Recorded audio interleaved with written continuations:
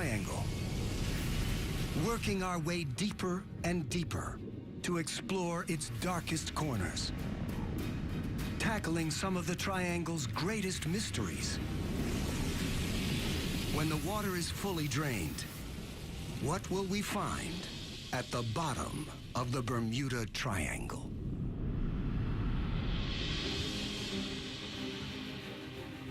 Bermuda, an island oasis 650 miles off the east coast of the United States.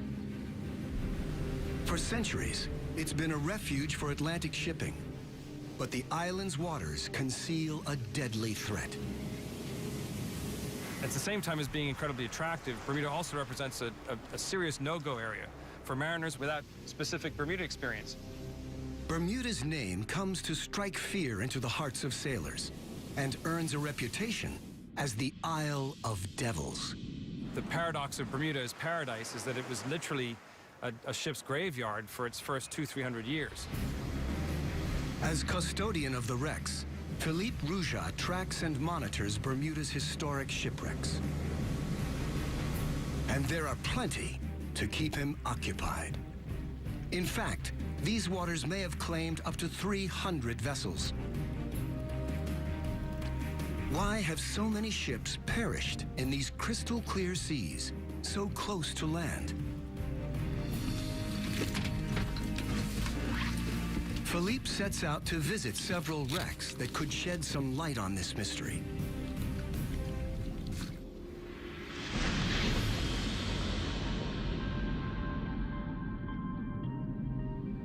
First, the Mary Celestia, an iron-hulled steamship carrying supplies in the American Civil War.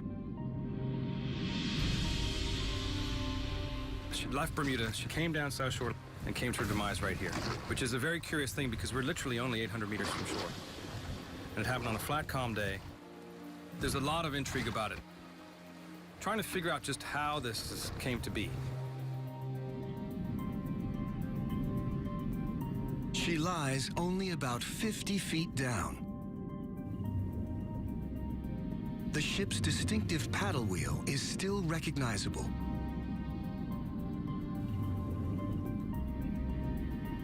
Just around the coast, there's another wreck, the Constellation. And slightly farther, yet another, the Montana. In fact, according to Philippe's records, numerous wrecks completely encircle Bermuda. There's clearly something out there that poses a deadly threat to shipping. To address this and other long-standing Bermuda Triangle mysteries, we need to see the underwater lay of the land. Removing the ocean layer by layer to gradually reveal an extraordinary landscape.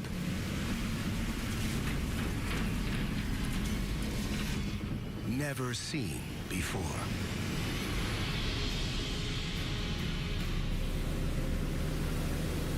To look into the Bermuda Triangle's depths, we use a fast-evolving technology called sonar mapping. Sonar mapping fires sound waves to the ocean floor. The return signals display the shape and depth of the land beneath. And it's sonar technology that may help uncover the cause of the hundreds of shipwrecks surrounding the island. Hey, how you doing, Nick? All right, good, man. How you doing? Geologist Nick Hutchings is a modern-day prospector. He's using sonar mapping to hunt for signs of specific underwater formations close to where some of Bermuda's wrecks lie. Turn up and then run straight. What we're looking for are mineral deposits, and they could be in the form of extinct vents, hydrothermal vents, known as black smokers. Nick believes the now extinct vents could contain rare metals and minerals. We would be looking at gold and copper. With the crusts, there you're looking at platinum, cobalt, nickel, and particularly the rare earths, And the rare earths are important now because they're vital to all of our modern technology. In order to seek out the valuable metals, Nick's using a multi-beam sonar device. The data reveal an extraordinary underwater landscape around Bermuda, including what appears to be a mountain edge. We have a big sort of flat plateau.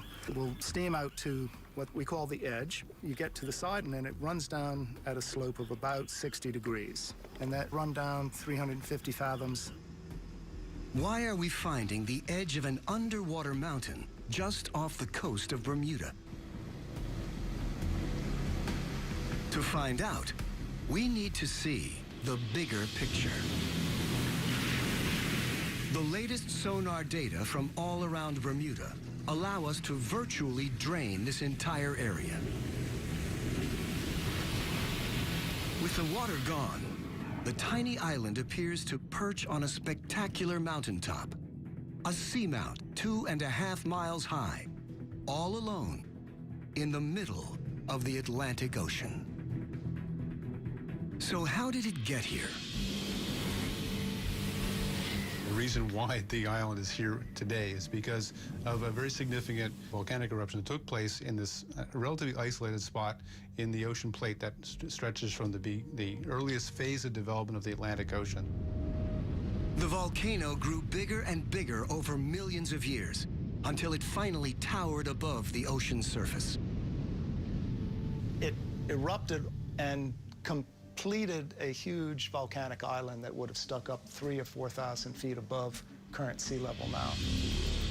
After the volcano became extinct 30 million years ago, wind and rain eroded the mountain down to a flat plateau.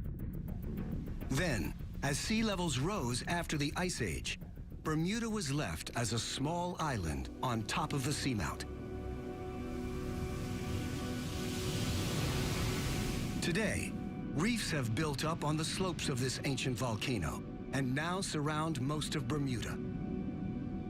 Bermuda's reefs are our natural barrier for protecting us from the fury of the ocean, but it's also been the sad fate for many mariners. These reefs are potentially deadly to shipping, but it's what is living on the reef that poses an even more treacherous threat. Locally, they're known as boilers or breakers. Breakers are formed by a type of rocky algae and the shells of millions of tiny mollusks. Together, they create an incredibly hard limestone structure, which can grow up to 35 feet from the seabed, with the tops sometimes breaking the surface at low tide. The breakers themselves are actually materially harder than the surrounding reef, which is why they've survived and which is why the processes that created them have continued to persist. And so any ship encountering one of these things, wooden, metal, or otherwise, would be in for a very serious impact. Breakers sometimes have sharp points. These can pierce a ship's hull like a can opener, potentially sinking it in minutes. And they can be at their deadliest in calm weather. One of the ironies of breakers is that they're more visible when there's wave action and storms. So in fact, the breakers are sometimes at their most dangerous on a flat, calm day because they can't be seen at all. Breakers have caused many of Bermuda's shipwrecks. The Mary Celestia is one of them. This concealed threat surrounds Bermuda, a deadly legacy of its volcanic past. Draining the island of Bermuda helps to explain the hundreds of wrecks found here.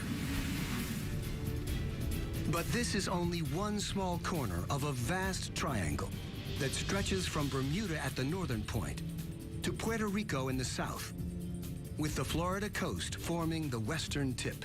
And a World War II-era flight out of Florida may be the best known of all the Bermuda Triangle myths, Flight 19, the Lost Patrol.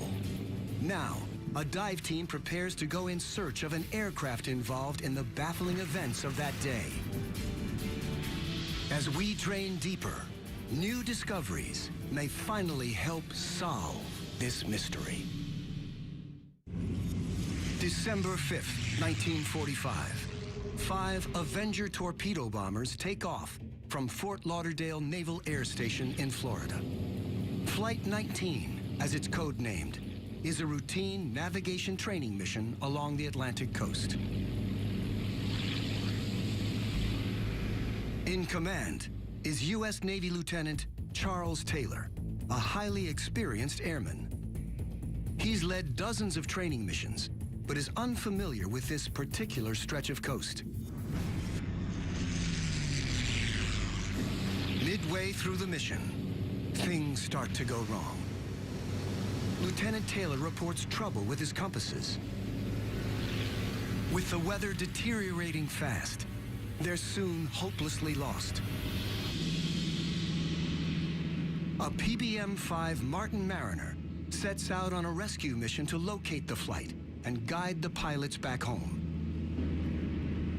The Mariner calls in a routine message. After that, it's never heard from again. No wreckage has ever been recovered from Flight 19 or the Mariner rescue plane. All kinds of weird and wonderful theories have been put forth to explain the disappearance of these aircraft, from alien abductions to the effects of an electromagnetic fog. It's more likely the pilots simply got lost, ran out of fuel, and had to ditch somewhere over the ocean. The Mariner and Flight 19 ran into trouble somewhere in the area surrounding the Bahamas. For the first time, it's possible to drain this area to the seabed, around 3 miles down. Draining reveals a vast, featureless underwater zone known as the Abyssal Plain. It's like a gigantic underwater desert, and easy to see why the aircraft have never been recovered. But now, 70 years later, we may finally be close to finding the Martin Mariner rescue plane. Mike Barnett is a technical diver who specializes in hunting down lost aircraft. He's spent years investigating the Flight 19 incident and thinks he's got a pretty good idea where the Mariner crashed. I tried to recreate the flight path in my mind where this aircraft might have gone and where it went down. Starting off down here at Banana River Naval Air Station, where the aircraft launched from, it traveled north up to Cape Canaveral, and then it headed offshore to rendezvous with the search area it was assigned. We know about a half hour after taking off, there was an explosion sighted. There's a freighter out there that recorded seeing an explosion midair. When the vessel got on site, they didn't find any debris. Either the aircraft sunk or portions of it were carried away by the Gulf Stream. Today, Mike and his team set out in search of the remains of the lost aircraft. The site we're going to investigate today, it's about 230 feet of water, about 50 miles off the coast. We think this is a potential suspect worthy of investigation because it is in the general area. It's a little bit north of where we would expect it, but with the influence of the Gulf Stream, it could have been carried north. Local fishermen have reported wreckage in this area, and Mike's looking for it on his sonar. We just ran over the target. It's low profile, it's fairly small, which you'd expect for an aircraft. I guess at this point now, it's just time to suit up and go check it out. Dive. The target's more than 220 feet down. Mike thinks it could be a plane, but he can't yet tell whether it's the Mariner. Visibility at this depth is limited, and a strong current makes the search really challenging. We know we're close. There's a lot of fish and shipwrecks. They attract fish, so we know we're in the vicinity. Then, out of the gloom, the divers spot something. That's the nose wheel of the aircraft. And just a stone's throw away, the rusted fuselage of a large aircraft. As an aircraft wreck site, this is quite interesting. You have a lot of intact structure there. Typically, over time, these aircraft are just bits and pieces on the seabed. So to see something like this is quite spectacular. Could this be the wreckage of the Mariner rescue plane? The next step is to record any evidence that might identify the aircraft. They spot pylons along the wings, which look like they could have been mounts for pontoons. The aircraft seems to have been amphibious. Portholes on the side of the fuselage are what you expect to find on a Mariner. And the shape of the horizontal stabilizer looks familiar to the divers from photographs of the airplane. It suggests this could be the amphibious Mariner rescue plane, but the team hasn't found a definitive piece of evidence. It's definitely a plane. I want to be very careful what I say, but there are some very interesting features. There's a lot of things you expect for a search and rescue aircraft to have. And I want to get back and look at some pictures and video to some observations. I'm excited, very excited. Something that warrants further scrutiny. Mike needs an expert opinion to identify the plane, so he shows the dive footage to an aviation historian, Roy Stafford. Roy's a former U.S. Navy pilot and an authority on American military aircraft. This is the very start of the dive. We've made our way to the bottom, and we're heading up current to find the wreck. And as you can see, we're starting to see some debris come into view here. We originally were diving this with the hopes of finding the PBM-5 Martin Mariner, but as we're cruising around the site looking at some of the features, we're seeing things that are inconsistent with that. And so we're kind of left with the question, what aircraft is this? Well, judging by the brake system and the tire that was on there, it would be a post-World War II aircraft. Okay. I could tell that right off the bat. That looks like it's obviously part of the cockpit, the top of it, the windows. Roy is 100% certain this wreck's not the Mariner they've been looking for. But if the wreckage isn't the missing search and rescue plane, then what is it? The answer could help resolve another triangle mystery. Is significant down here, the porthole that you see there may be a porthole for a camera. Exactly, and we actually see several of them inside that were very prominent that really caught our attention. Mm-hmm. You can see there's twin engine. That pretty much ices it. There's only two possibilities, two pylons, one on each side would be either an RB-66, which usually wouldn't have a reason to be in that area, or the Navy A3. It doesn't take Roy long to conclusively identify the type of plane. It's beyond a doubt an A3 Skywarrior by comparing the fuselage and the pylons underneath the wings, the sweep back on the horizontal tail, the fact that the landing gear retract into the fuselage. These are all absolute indices of it being an A3 Skywarrior. The A3 Skywarrior was the largest carrier-launched aircraft in the U.S. Navy in its day. And Navy files show that in 1960, one crashed while attempting a carrier landing in this area.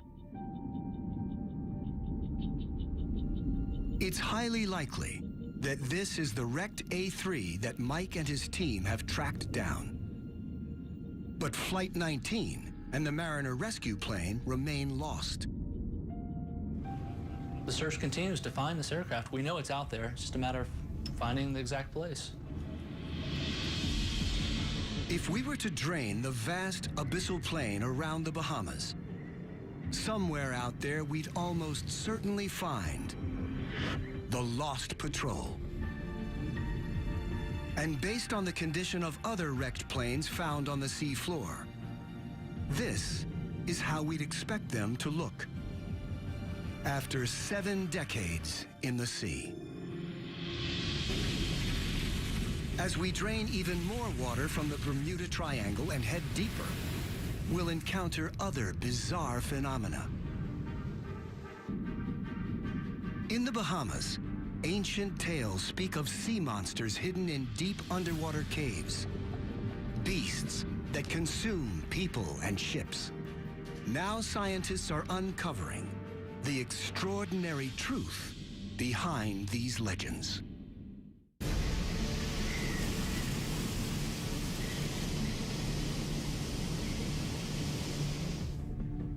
Just 50 miles off the coast of Florida, at the Bermuda Triangle's western point, lie the Bahamas. An archipelago of more than 700 islands. Here we encounter one of the Triangle's most mysterious natural forces. Whirlpools that, according to local legends, can suck down people and ships. With the ocean's drain to nearly 3 miles, a stunning landscape is revealed. The Bahamas sit atop a vast limestone plateau that rears up from the seabed. It's known as the Great Bahama Bank. Cliffs taller than any found on dry land soar nearly 15,000 feet, almost 3 times higher than the Grand Canyon. Closer to the shoreline, another phenomenon. Some of the strangest geological rock formations found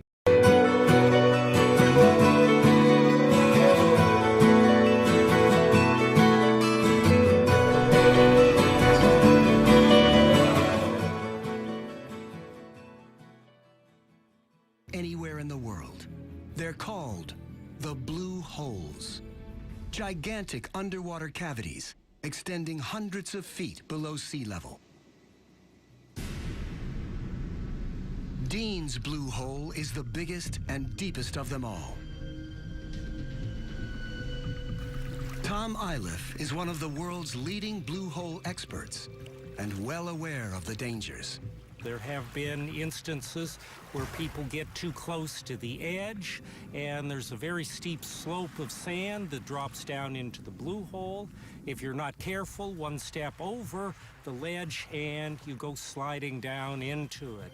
Over the years, Dean's Blue Hole has claimed several lives. Locals tend to keep their distance, warned off by some alarming supernatural tales. In the Bahamas, there's a lot of stories and folk legends pertaining to blue holes. One of them is that there's a monster called the Lusca that lives down in the blue hole, and the water coming in and out is actually the Lusca, this monster, inhaling and exhaling water. There's stories of ships coming in close to the blue hole and actually being sucked down by the inhalation of Lusca. Incredibly, Tom has observed whirlpools at Dean's Blue Hole, just like those spoken of in the legends. When the tide's been going in, I've seen as many as 3 vortexes or whirlpools simultaneously sucking water down into this cave. Tom's eager to find a rational explanation for this strange phenomenon. There's a tidal effect at work here. But could there also be other forces operating in the blue hole's largely uncharted depths? The only way to find out is to dive. Tom's been exploring blue holes in the Bahamas for more than 20 years, and they never fail to impress. They're portals to another world. When we dive in this, it's like going to no other place on the planet. The blue holes are an unusual natural feature that geologists now think they understand. In the last ice age, sea levels were lower. Back then, all this limestone was above ground. Acidic rainwater percolated down into the limestone, eroding large voids in the rock. Eventually, the ceiling of a void collapsed in, creating the distinctive blue hole bottle shape. As sea levels rose at the end of the Ice Age, the entire feature was submerged. As Tom dives down into Dean's Blue Hole, it suddenly widens out. When we get down to a depth of 60 feet, we have about 150 feet or so across the chamber. As we go deeper below, at a depth of about 80 feet, it breaks again and opens, and again doubles in size, probably 300 feet across the system. Then, 120 feet down, Tom spots what appear to be side tunnels branching off the main funnel. They're small, exert a powerful suction force. These have strong tidal currents that were trying to suck us in. We only went a short distance, but on the way back, we had to literally pull ourselves hand over hand in order to get out of them. At 150 feet, Tom's at the limit for this dive. He's never ventured deeper.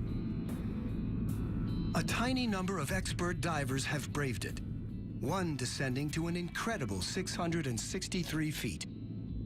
But the depths remain largely unexplored. Yet we do know enough to drain Dean's Blue Hole, revealing the vast bottle-shaped cave and a branching network of tunnels and fissures further down into the depths. It's the flow of water in and out of these tunnels that generates the whirlpool effect, not a mythical sea monster. Without water, Dean's Blue Hole is an ominous, yet entirely natural, geological structure. The Bahamas' blue holes may be slowly giving up their secrets, but there are many more unexplained phenomena at work in the Bermuda Triangle. Strange tales of gigantic walls of water appearing out of nowhere, and a curious underwater substance covering the seabed with the potential to destroy ships. March 1918, a U.S. Navy cargo ship sets sail from Barbados. The USS Cyclops is a large 19,000-ton bulk carrier. She's transporting a cargo of manganese ore, and there are 309 men on board. One day out of port, she enters some of the deepest waters in the Bermuda Triangle area and simply disappears. No trace of the massive ship or its crew has ever been recovered.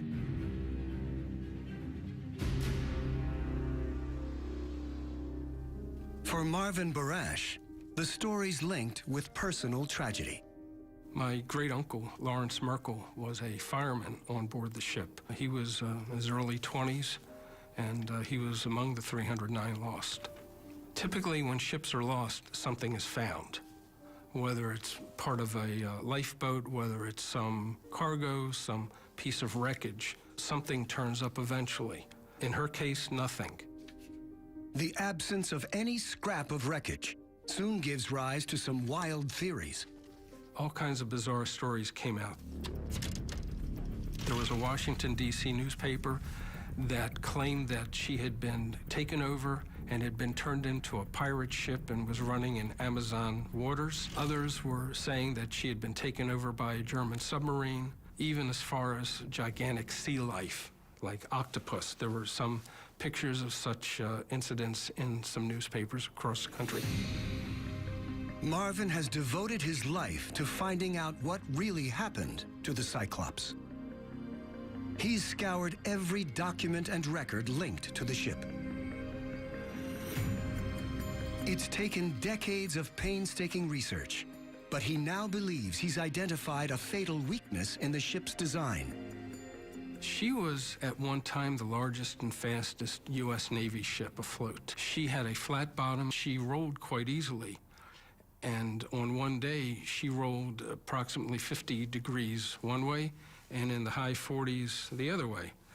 And to many vessels, that could have just continued and caused a complete catastrophe. So given the ship's tendency to roll, did something happen to tip her over? Something extraordinary. For centuries, mariners have spun tales of rogue waves. Enormous walls of water appearing out of nowhere, overwhelming any ship in their path. The idea of rogue waves has been the thing of legend for many, many hundreds of years. Mariners come back reporting having seen these waves, having experienced and survived these rogue waves.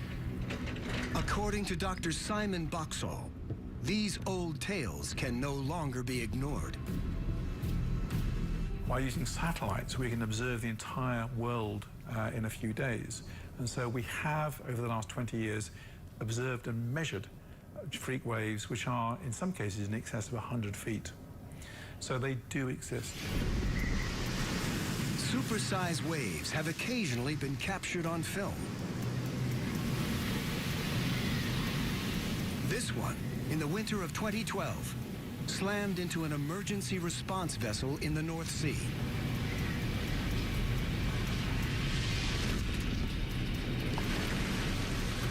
Given the Bermuda Triangle's extreme weather patterns, rogue waves on a similar scale may be possible.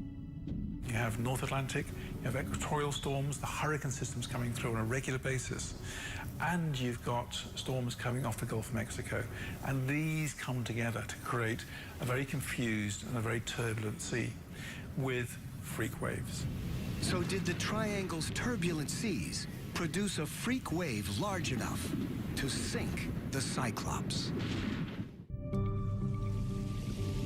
The Bermuda Triangle has long been thought of as a place of mystery. We're using the latest technology to drain it layer by layer and possibly dispel the myths. Sometimes experimental science can help tackle a long-standing puzzle. Plymouth University in southern England, the Coast Laboratory Wave Tank. This is one of the most advanced wave tanks in the United Kingdom. It can simulate a wide range of the ocean conditions that occur in the Bermuda Triangle. Scientists here take the theory of rogue or freak waves very seriously. Let's go for a focus location of 16 meters. Today, these oceanographers are conducting an experiment to determine whether a rogue wave could have sunk a large vessel like the missing U.S. Navy ship, the Cyclops. The team deploys a scale model comparable in size to the Cyclops. First, they generate a normal wave pattern.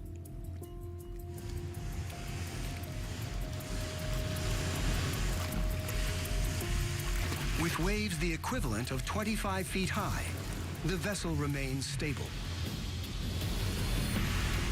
But when they simulate the impact of two storm fronts converging, there's soon interference in the wave pattern. And suddenly, as if out of nowhere, a rogue wave. It's the equivalent of a wave more than 50 feet high, and its impact on the scale model is clear.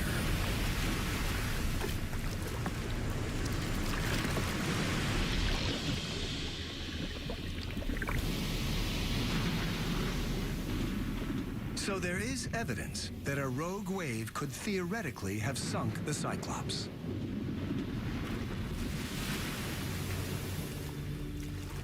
But there's another bizarre phenomenon that could explain the loss of the ship. On the seabed, at depths below 1,100 feet, deposits of a strange, milky, waxy material can be found.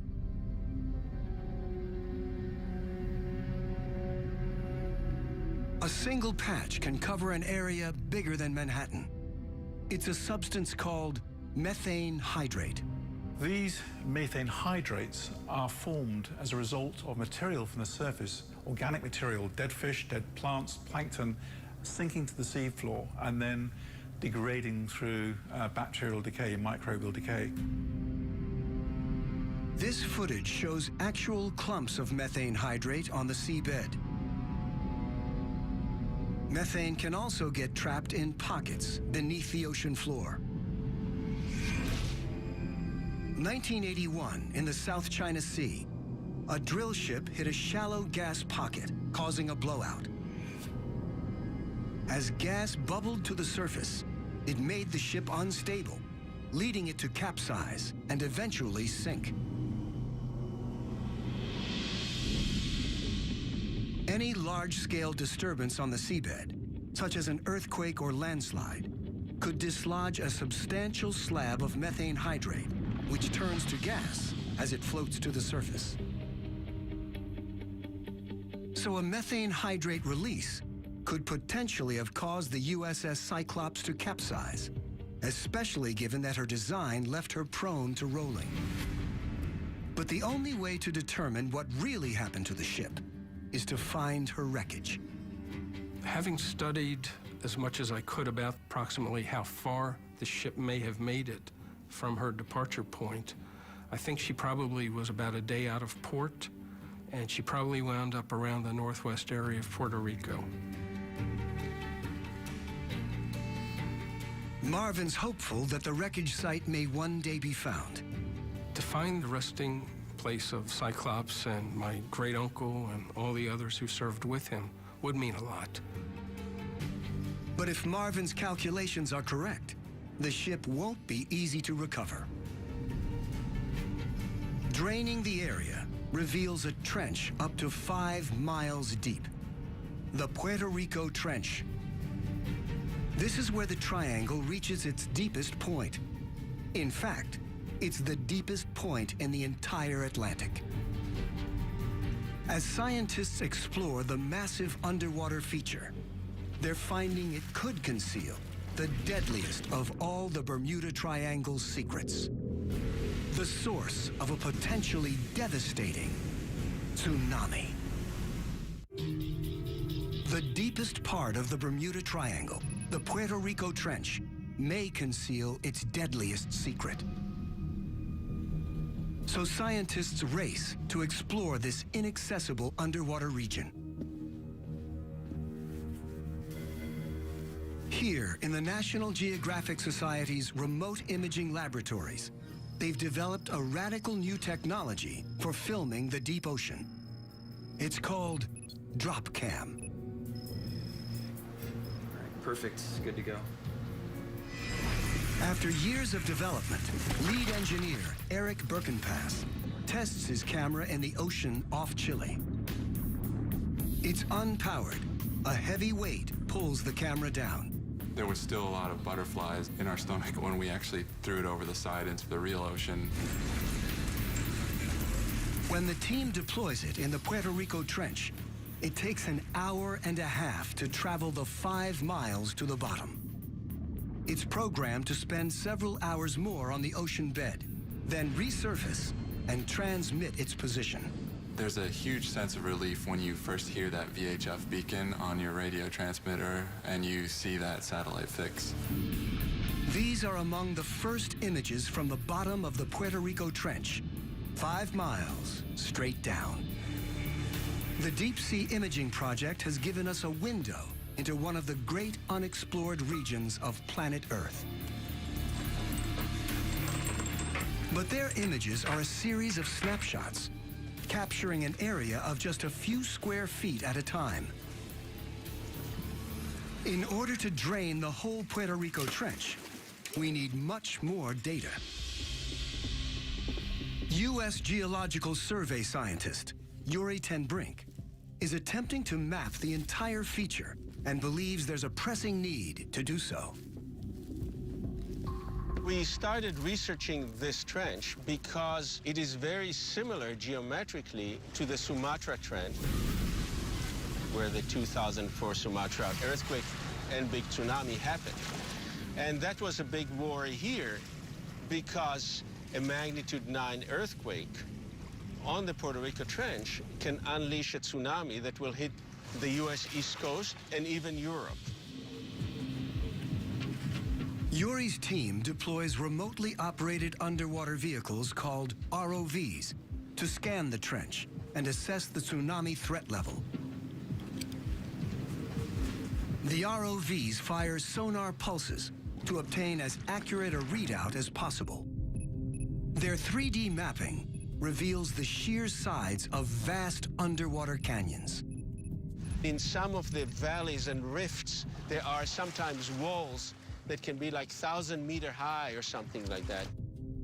Geologists have long known the trench formed as the edge of the North American tectonic plate moved underneath the Caribbean plate and simultaneously slid against it. But what the new data suggests is that this could be prime underwater landslide terrain. They can move rocks in areas that are many hundreds of kilometers squared, size of big cities and more, actually. The thickness of the rocks can be 200 meters or more, so you are talking about altogether 10, 20 kilometer cubes sometimes. So an underwater landslide on this scale might potentially threaten the eastern U.S. with a tsunami, just as Yuri feared. You think of Boston, of Charleston, of Baltimore, and you think of all the nuclear power stations that are along the coast. And so you have to prepare for it.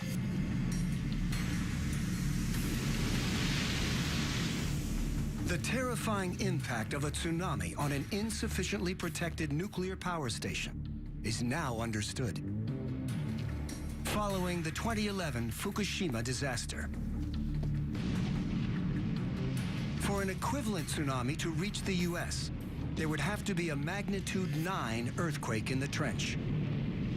To assess the odds of a quake on this scale, Yuri's team sampled rock cut from the bottom.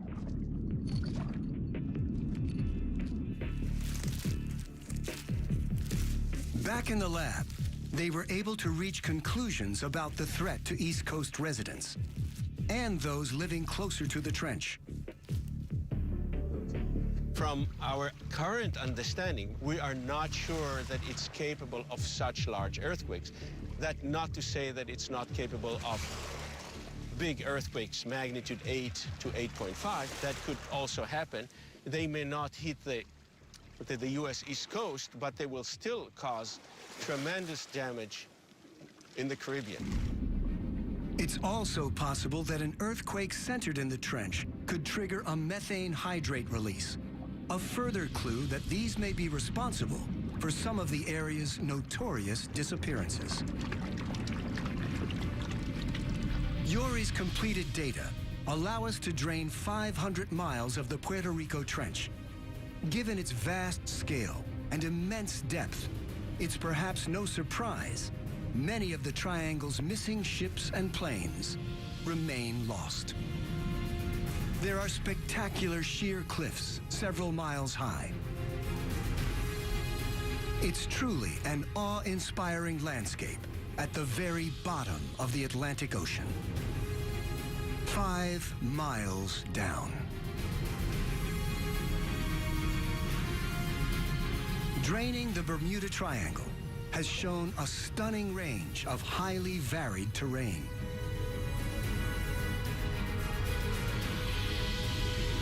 Including some of the strangest features known to exist in our oceans. The myths and legends of the Triangle are persistent and deep-rooted. Yet we've discovered that the dangers posed by this area don't appear to come from any supernatural phenomena, but from the very real and very deadly forces of Mother Nature herself.